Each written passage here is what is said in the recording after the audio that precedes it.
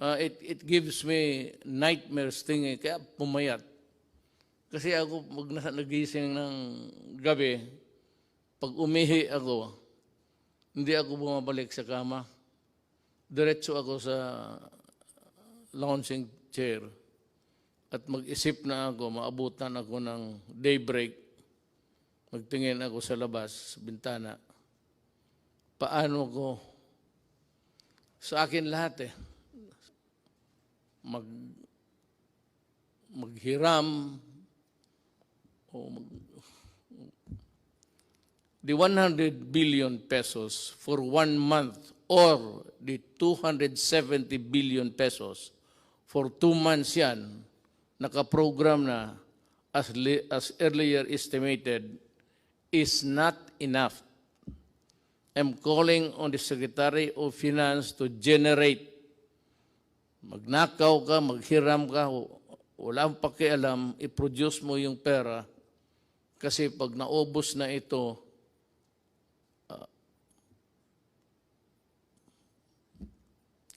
hindi ko malaman. Itong COVID na ito talaga yung tunay na. At the start, sinabi ko sa inyo, bantay kayo dito, bantay tayo. Talagang yayariin na itong COVID na ito. It might not really cripple a country, but it will, of course,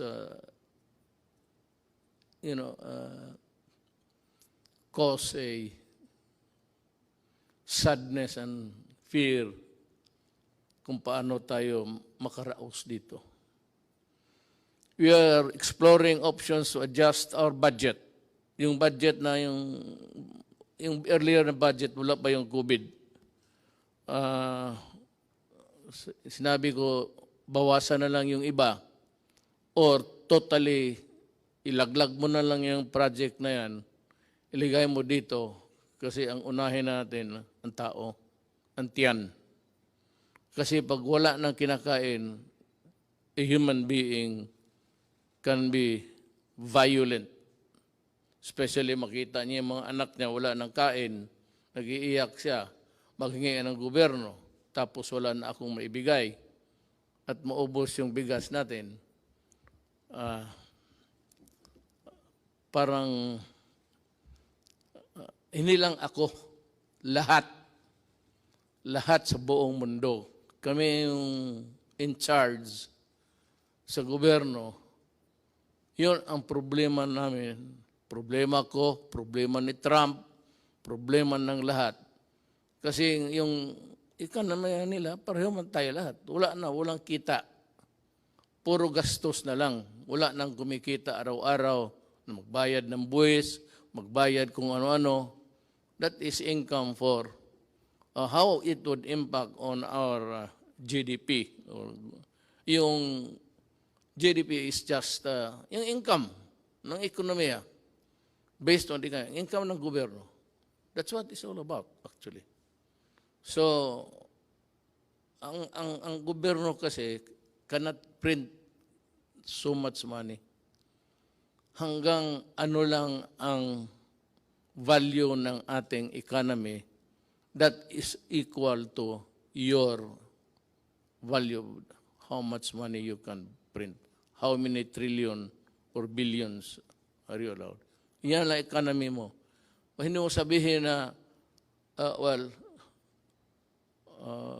mas malaki yung iyo kasi mas malaki yung sa Amerika. Sa Amerika naman, may lahat, may trabaho. Lahat nagbibili ng eroplano, bala, kasi gusto ng gulo. Ang gulo para kumikita. Well, okay, if you look at it that way, well, they want wars to continue so that they will earn, so that yung bala nila, baril nila, yung mga kanyo nila, mga eroplano nila, bumibili tayo para, kagaya nitong atin ngayon, patayin yung Pilipino kasi nagre-rebelde, nagkikidnap, tapos binababoy yung tao, pinuputulan yung ulo. pati mga sundalo ko. Ganon. So that is how it is. Everybody wants war, trouble, because kung wala ng gera, ang kita nitong mga to, these countries, producing the armaments and the lethal things in a inventory sa bodega. Ganon yan. Isipin mo na lang kung wala ng gulo. Sino magbili ng bala? Sino magbili ng baril? Yan ang isi-share ko, yung nalaman ko lang. The little knowledge that I have. I'm sharing it with you. I may need more minutes or hours to talk with you. But at least kung makinig kayo, you'd be able to understand even may paradigm ang paningin ko sa buhay at ang paningin ko kung saan ako tatagal, saan ako pupwesto dito. At ang once again, I am asking the utmost cooperation of the public in these trying times. Let us see the needs of our poor brothers and sisters who are hit most by the pandemic. You know, lahat tatamaan ito. Kaya sa lahat ng bansa sa mundo, isang order lang, pasok kayo sa bahay, huwag kayong lumabas kung ayaw ninyong mahawa. But for those people, Filipinos, who have to, go out to earn a living sa mga palengke, makikita mo naman, nobody's obeying the order. And, the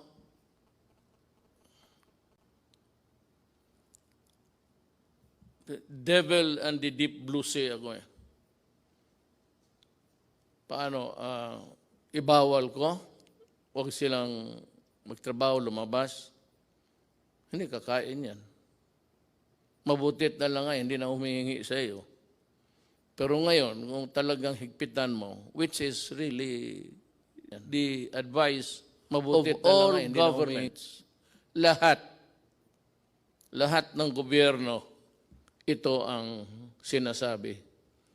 Go inside your house and lock it and do not come out until the pandemic is over. When? I do not know.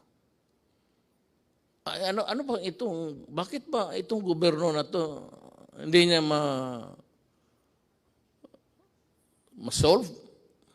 Ikaw, Duterte, lahat naman ng bunganga mo, hindi matakot yung halos in order patay pati isda.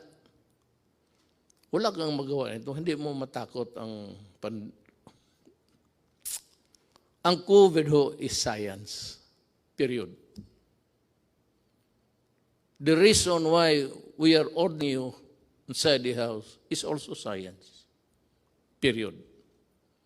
Hindi ito kalaban na galing sa it's a goddamn microbe that's crawling all over over the world. Sa Amerika, marami na ang patay.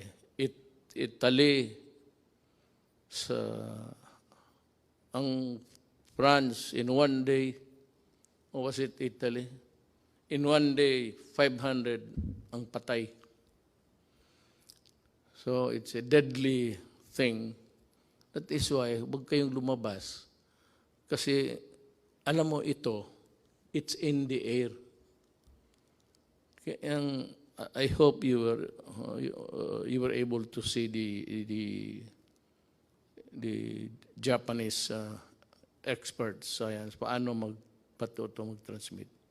Kung kaharap ka lang ng ganon dito, less than 10 feet away, then I sneeze, mag-atching, mag-ubo ako. Tapos tinignan nila sa infrared, pinatayin lang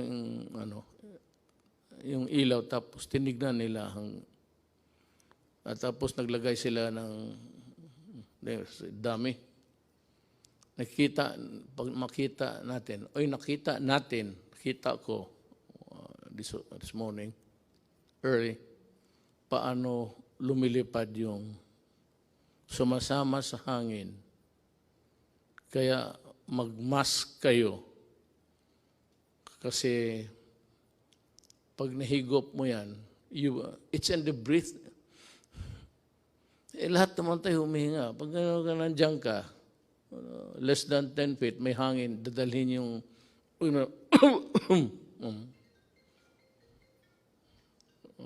nagtawag na yung si microbe. Yan ang explanation ko. Bakit? Wala tayong panalo dito. Hindi ito. Kung mabaril lang ito, wala. Natapos na ito. Bigay ko lang sa isang kumpanya na sundalo. Dito, sa likod, maraming sundalo dyan. Hindi, tapos na sana ito. Pati sundalo nito. Kaya nakaawa ako sa mga sundalo, at mga pulis. I hope that you understand. Kaya that was the reason why. Nagkatotoo ta prophetic. Dinoblik ko yung sweldo nila. At maraming pumalag. Teachers and all, bakit inuna ko? Sabi ko, you know, yung mga pulis pati yung military, utusan yan ang buhay ng bayan. Pag may sunog ang pulis, pag may gulo ang military, pwede silang mamatay. Kaya nga ako, umiinit yung ulo ko. Pag sinabi ng mga, pinuputol yung sabi ko, I said I was laying down the predicate. Alam mo yung mga tao talaga, yung mga opisyal, mga former generals pa, ikakat nilang paglumaban at ang buhay ng pulis or military na sa alanganin, bumaril kayo at sa ulo mo, kundi aabutan ka. And the classic example was yung sa Caloocan. I think it was about 2 months ago. 8? Or was it last year? Yeah. Nilapitan niya yung adik. May dalang knife. Lumapit ang pulis. Lumapit rin, lumaban. Naunahan pa ang pulis na saksak, patay.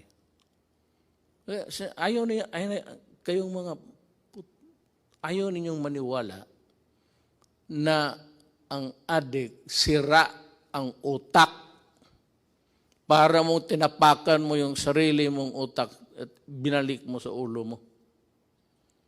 Puro ulol yan. Kaya lahat naman ng pumasok dyan, talagang ulol. Kaya magmanaalanganin yung gobyerno, I will not allow na mamatay yung puli o sundalo o civilian tapos mabubuhay itong mga kriminal, mga adik.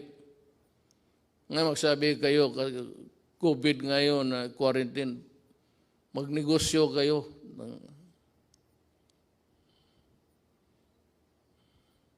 Wala nang malagyan eh. Nandiyan naman yung Manila Bay, tapon mo lang. Tataba pang isda dyan, totoo lang. At sasarap. Sinabi ko na sa inyo, huwag. No, ngayon, it's a thing which is, I said, rampaging all throughout our country. And every country for that matter. Huwag ninyong subukan ang gobyerno kasi pati ang gobyerno desperado na. Ako desperado na rin. Sabi ko nga, nakatutok ako sa bintana. Makita ko na lang. Kaya may tulog ako. Kanina nagising ako mga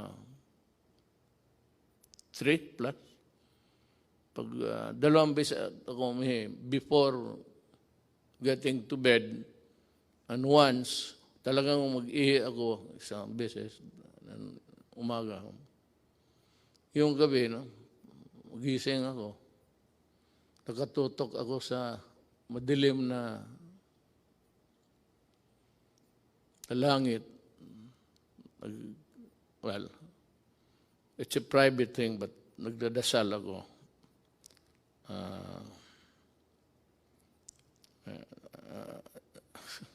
Basta nagdasal ako para sa bayan ko. Kasi yung iba-iba ang Diyos nila eh. My God is the true God. It's only one God. Doon lang ako na, hindi ako nag-ano ng iba. One God lang ako para isang salita lang. Hindi na marami pa akong intermediary. Parang santo, checkpoint yan. Diretso ako. So hindi na ako nagsisimba. At ang Diyos ko is God the Father. He's only one.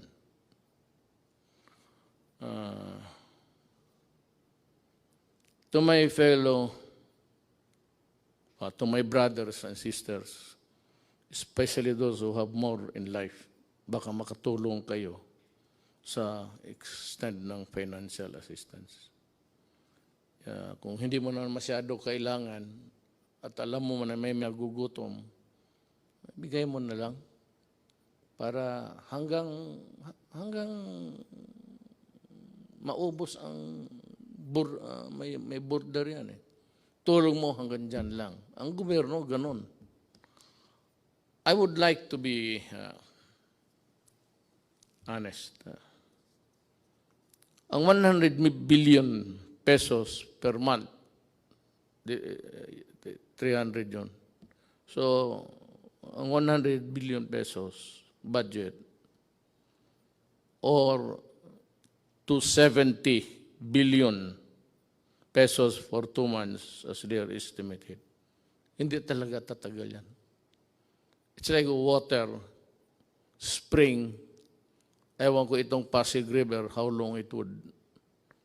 But long after wala na tayo, siguro yung Pasig nandyan pa yan. Pero hindi yan kagaya ng ating gobyerno na walang katapusan ang pera. Your money, money ko, money ng mga sinong may deposito sa bangko. Pag ginastos ko yan, maubos talaga yan. Wala namang kita eh, puro bigay na lang. So that is a problem. Kaya sana, Bisaya pa, dili na ang tubig mahubas po. Maybe this Pasig would take about 500 years to dry up, but it's not forever. Kaya ako na intindihin ninyo ako.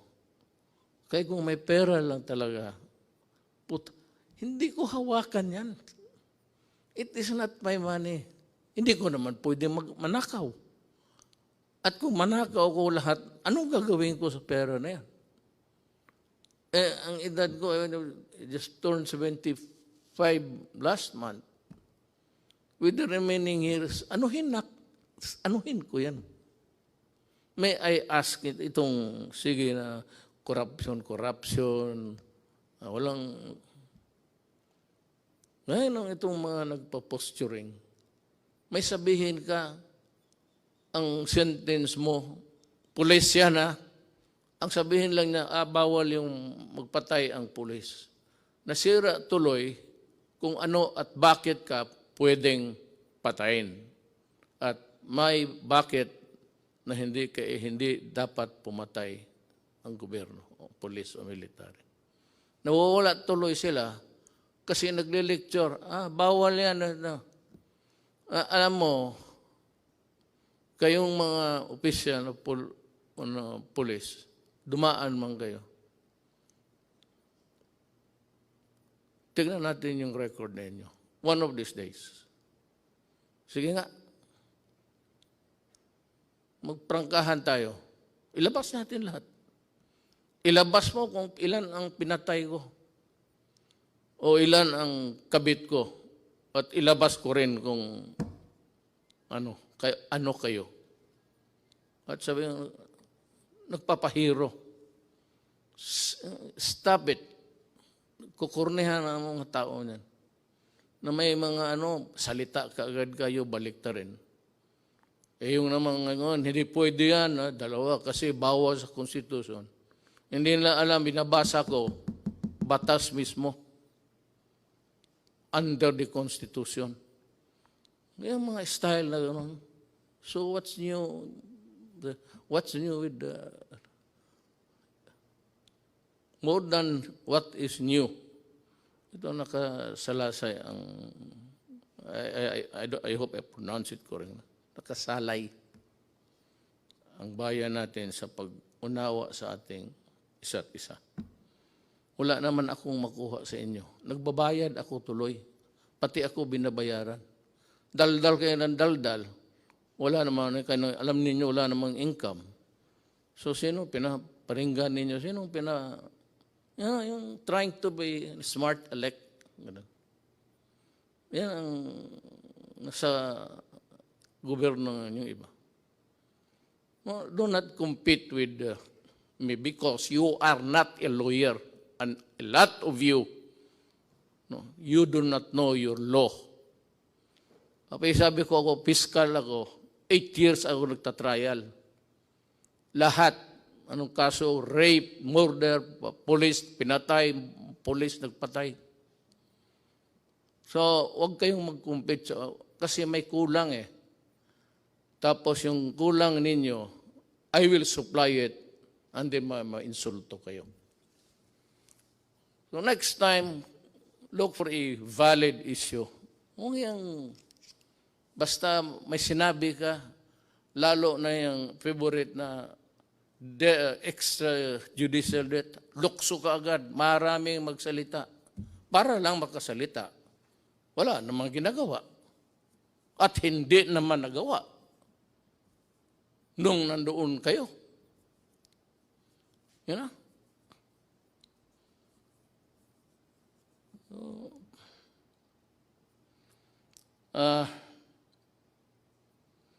Let us take this problem one at a time. Ngayong tumbuhan ito, tayo dito. Meron yung ka-program for the next month.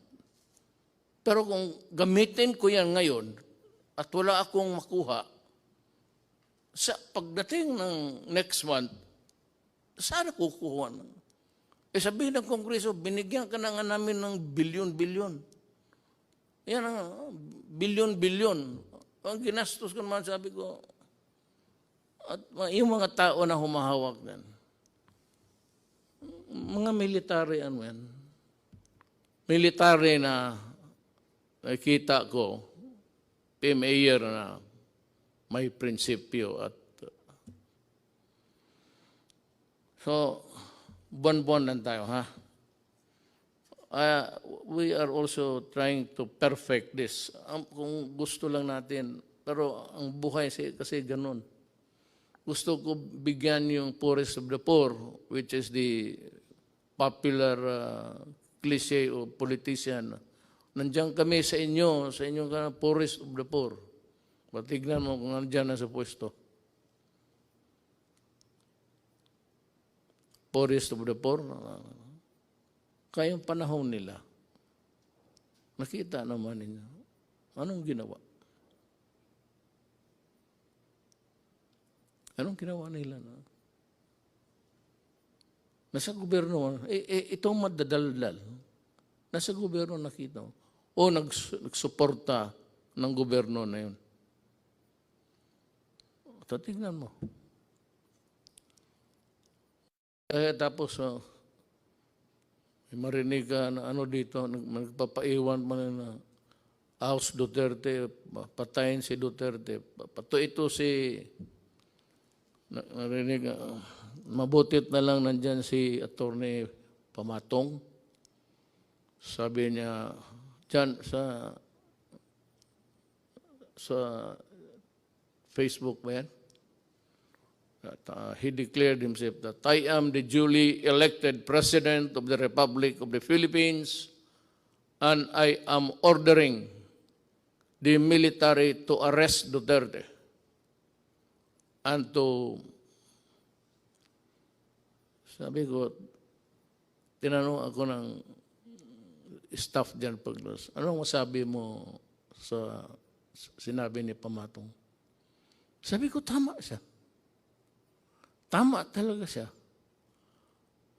Sabi niya, siya lang ang he will solve the problem in 3 weeks. Sabi niya, ang military, kailangan arestuhin because nandito ako ready to solve the pandemic that has struck the entire planet Earth and he will solve the problem. Tama. Kung gano'n na siya, tama. I agree. Kung magpunta siya dito, mag-usap kami.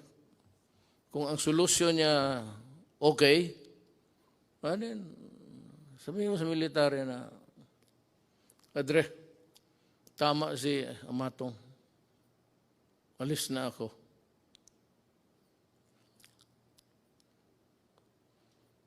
Yung private sector, kung makatulong lang kayo. Alam mo bakit? Hindi yung private sector na yung buwanan lang rin ang sweldo pero may bahay, either financing o umuupa sa category, unfairly though, middle class na yun sila. So sila, sinulatan ako ni Governor John Vic Remulla. He said, among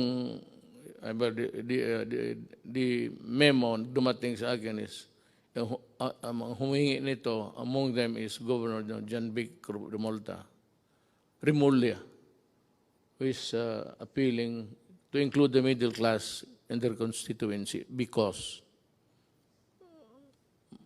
kailangan rin nila. Ako, I agree. I know the political, economic horizon of the country. At least, nung akin lang, yung maliit kong sabi ko, hindi ako nagyayabang, maliit lang yung akin, how I deal with the problem. Alam ko, at kung maari lang, isali ko sila. But can they be included in the 270 next month? Hindi nga eh. 217, yun yan. 300,000 minus 270. Yan ang maiwan. Kasi, yung sa estimate namin, hindi nga namin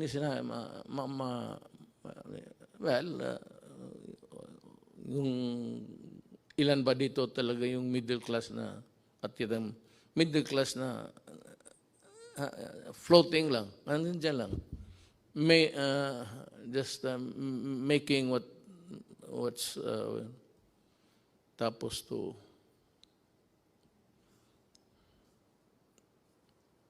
both ends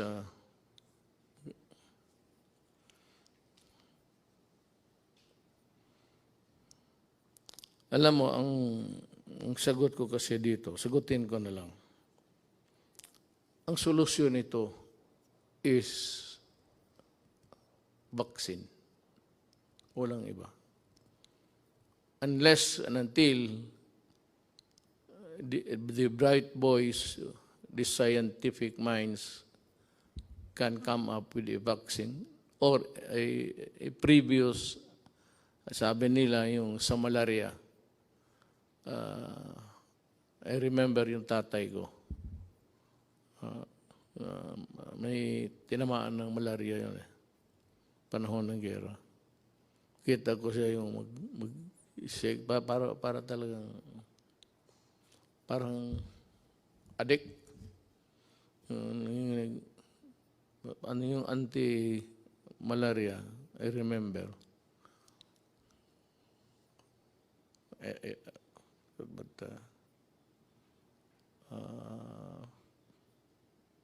mamaya sabihin ko. Alam mo, there are things, but I will like to, ayaw kong yung sabihin ko na hindi ko isali yung sa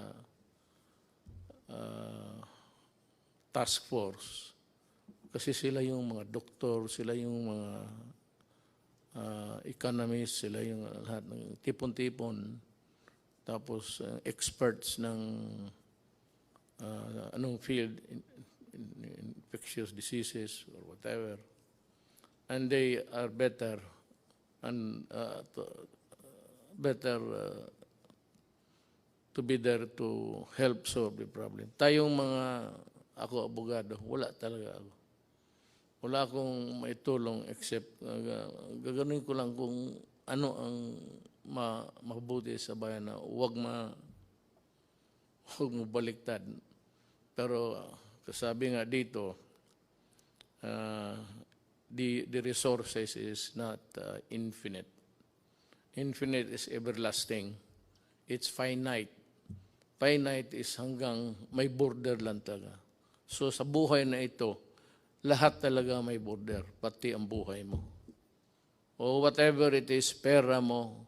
Maraming mga mayaman dito noon, panahon estudyante po kami. Ngayon wala na. Because, ganun ang buhay. There's not enough money to go around. Ang gusto kong maintindihan ninyo, na itong problema natin, talagang problema ito. Kung ayaw ninyong maniwala, edi kayo, basta ang pangkontra nito is, stay home at huwag kang mahawaan because it's in the air. Nandyan sa hangin eh. Pero hindi niya magtagal yung mga virus sa labas, sa init. Pero nagkukontaminate yan madalas yung itong sana mapanood ninyo yung experiment ng ginawa ng mga Japanese doctor. At pinalabas doon sa Amerika. Ang Amerika talaga ang nawalop. Maraming patay sa Italy, Spain, France, pati Amerika. Ngayon, bumaba ang patay nila. Pero the prediction is really dire. For as long as there is no vaccine or any medicine that these men of science can think of to put an end to it, we will suffer. Hindi ko alam kung kailan kayo, sabihan ko sa inyo, bahay lang kayo. Hindi ko alam kung kailan ako makahatid ng pagkain sa lahat.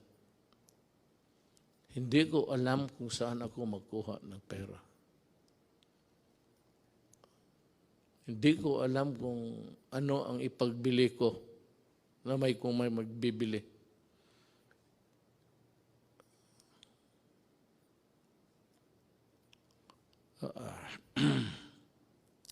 So just stay alert. Makinig tayo sa, hindi ito trabaho ng abogado ha. Trabaho ito ng mga medical experts pati men of science. Hindi, kami, I just happened to be here. I just happened to be here. To my chagrin, maybe. Bakit sa panahon ko tumama itong mas matindi ito sa gira. Walang kalaban eh, hindi mo makita.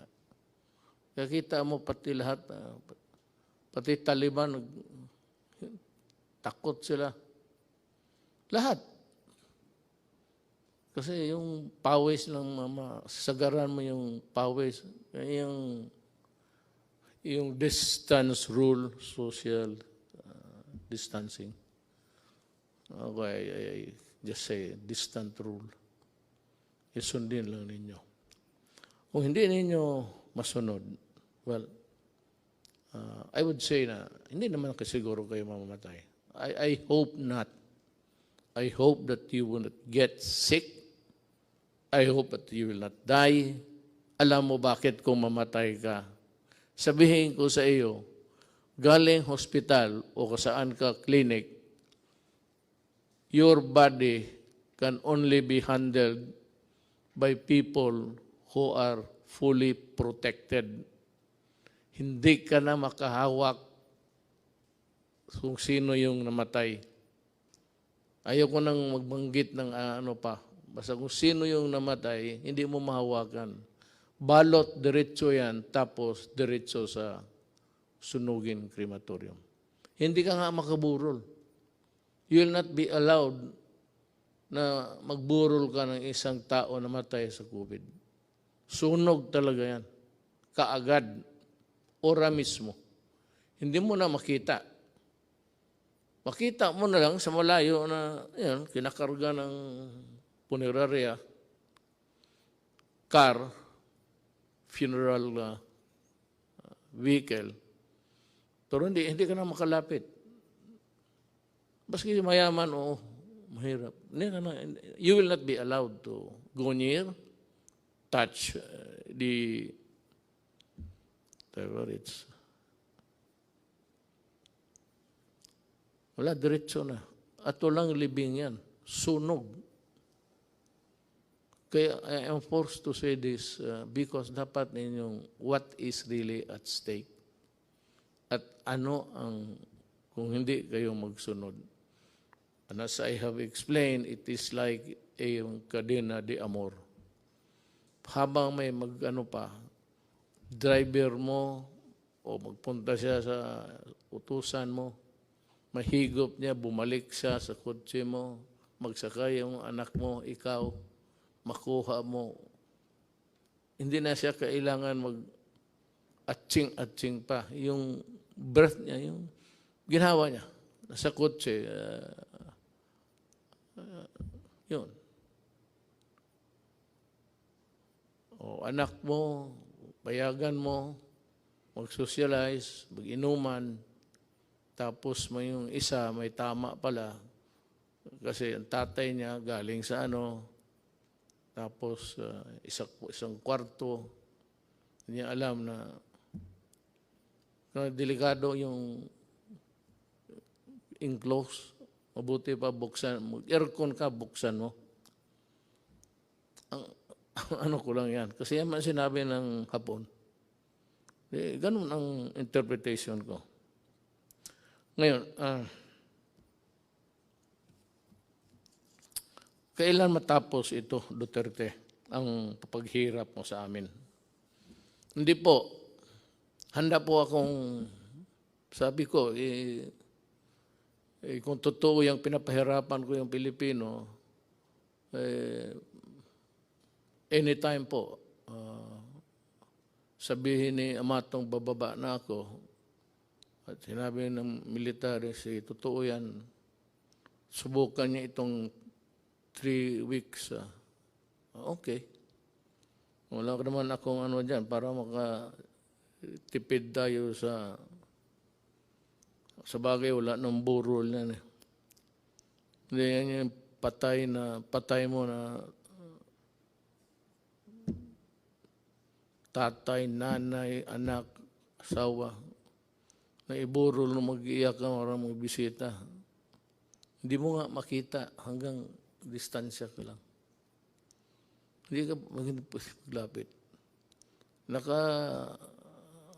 Parang robot yung dyan lahat sila lang pwedeng humawak, sila lang pwedeng magpasok doon sa burner ng katawan. Sila lang. Ikaw, tingin ka sa malayo. Yan ang consequence ng COVID. Ayaw kong sabihin yan. Pag yan ang totoo. At kung maniwala kayo o hindi, kung ayaw mong maniwala, di magpakamatay ka, makita mo kung saan ka dalhin at papaano ka. You are not even buried. You are, because you are a dirty carcass, patay, you must be destroyed by burning. Dahil sa COVID, the one single ang sa atin, COVID. Lahat yan. Yung problema natin at sa COVID. Ang anong solusyon? Huwag kang mahawa. Paano po? Huwag kang lumabas ng bahay. Paano ang kain namin? Maghanap ka ng paraan.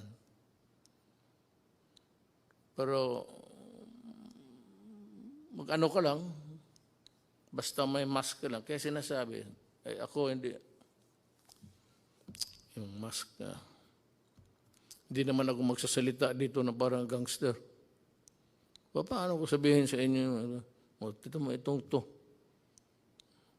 Matapang daw raw, kaya niya yung COVID. No? Magipag-usap sa atin. Hindi, risk go ko na yan.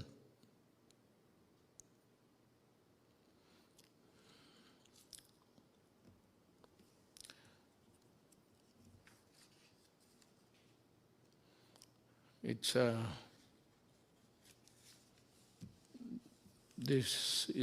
this being the Holy Week, I am calling on the nation to come together this Holy Wednesday afternoon and pay tribute to the indomitable spirit of the Filipino and unite in one prayer to God to fight our common enemy. May dagdag, nag-improve ba tayo? I really do not know. How many died today? I have no, hindi ko alam kasi per ora yan eh. Pero sana, well, ang ano lang nito, God is the only one who can really solve the problem for us. Ang tulong ba sa inyo ay sapat? Kayong poorest of the poor at kayong mga, well, I would say you have to consider us also as poor because yung deposito namin, yung aming pera, may border rin ito, ang bulsa. Hanggang dyan lang ako. Kaya na-discuss ko sa inyo. Pero kung pagkain, may makain ba tayo? Bigas, I will try. I will try. Maghanap ako paano ang paraan. The greatest danger dito is doon tayo bumibili sa kanila. Ayoko lang sabihin I do not want to mention the country. Ba't kung sabihin nila, alam mo, sabihin ko, magbili pa ako kasi maubos na. Sabihin nila na, sorry, ito, hindi namin alam kung gaano katagal to. Mag-i-reserva lang namin. Maya na, pagkatapos sa COVID, pwede kang pabilihan ito. So, kailangan ng categorical statement from me coming from the Interagency Task Force. Ang lockdown, wala talagang solution. Pero kung ayaw ninyong maniwala, take the risk. May mga tao rin talaga, alam mo sa totoo lang, I'd want to be, hindi ako nagbabastos ng tao. And I'm trying to explain to sinishare ko nga sa inyo kung ano ko yung nakuha sa buhay, na pag-aralan ko sa buhay. Not necessarily sa eskwelahan. Alam mo, kung magdating ito, talagang maging crisis, hawa dito, hawa doon. Yung SARS, hindi nagtagal, tinignan ko, marami namatay sa iba. Pero dito, wala masyado. Ang sabi ko lang, I am not posturing a position here. Baka talagang mali ako. At ito namang depensyent to look for a yung statement na dangling para makapagsalita ang bunganga. Hindi ko, I am not, pero baka yung init something to do with it. I hope, that's just my prayer. There are a lot of people also coming up with that kind of thinking that maybe yung weather, climate, temperate zones, tropical, init, makatulong. So yan ang hiningiyo ko sa inyo, yung panawagan ko. Be patient at intindihin ninyo kami sa gobyerno. We would appreciate it. Yung ano lang, pag-intindi lang, patient, huwag kayong masyado. Total, kung sabihin ko na talaga na wala na akong magawa, then magplano ka na kung anong gusto mong gawin.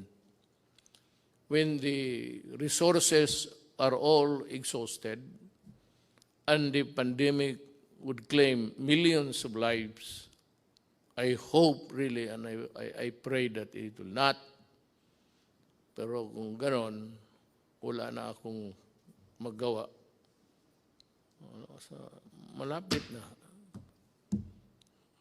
Ilang buwan lang ang reserba natin. Ako handa akong ipagbili yung buong Dewey Boulevard sa gustong magreklamo. Bigyan niyo ako ng bigas. I-approve ko yung, kasi hindi ako pumayag na mag-reclaim because a reclamation sa Manila Bay would trap is environmentally mag-collapse ang Manila. Tapos there will be a, I would say, may mga syudad na bago, mga apartments, mga high-rise. But then, the city of Manila, given its lack of yung water treatment o treatment sa waste o wala. So pag kanon ang ginawa mo, patay ang Manila. So sabi ko, kung gusto ninyo, you just wait for 2 more years. Bahala na kayo. Ang susunod sa akin, He will decide for us. Or if I do not reach the finish line, then my successor will do it for you also. Ako, lumalabas ako, hindi naman ako pwedeng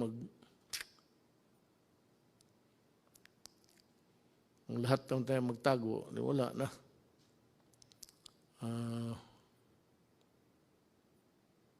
I have also to magsusugal rin ako. If you really want to know, we have discussed it actually even before this. We are inclined to extend the lockdown up to April 30. Tignan natin after that. In the meantime, magdo-double time kami doon sa tinatawag ninyong middle class. How is it defined or arrived at correctly? We will talk about this. May I address myself to the people who have the money now to help, pati yung mga employers. Alam mo, tulungan ninyo ang gobyerno, ang bayan natin. Kasi pag bumagsak ang gobyerno, bagsak kayong lahat. Pero sabi ko nga, I end this with a prayer. Yun ang, gusto ko lang masabi rin ang ano nga sa utak ko para maintindihan rin niyo ako. At sana next time I would talk to you, baka mag-improve na ang situation. Whatever be the correction, kung makorek itong, it's an anomaly sa ating buhay sa mundo. May ganun eh. So, if it can be corrected, lahat naman tayo, we only live if it's time. He created the world, planet Earth, and if God wants it ended, so be it. Salamat po.